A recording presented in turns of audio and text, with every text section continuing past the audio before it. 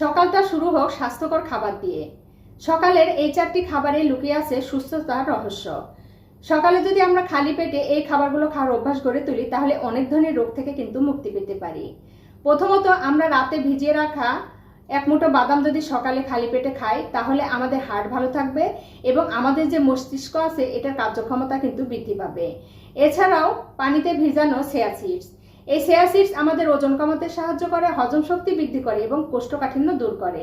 এছাড়া প্রতিদিন সকালে খালি পেটে একটি সিদ্ধ ডিম, এই সিদ্ধ ডিম আমাদের হার্ট ভালো রাখতে সাহায্য করে, আমাদের ওজন কমাতে সাহায্য করে এবং অনেকক্ষণ ধরে আমাদের এটা শক্তি যোগায়, মানে কাজ করার শক্তি পায়।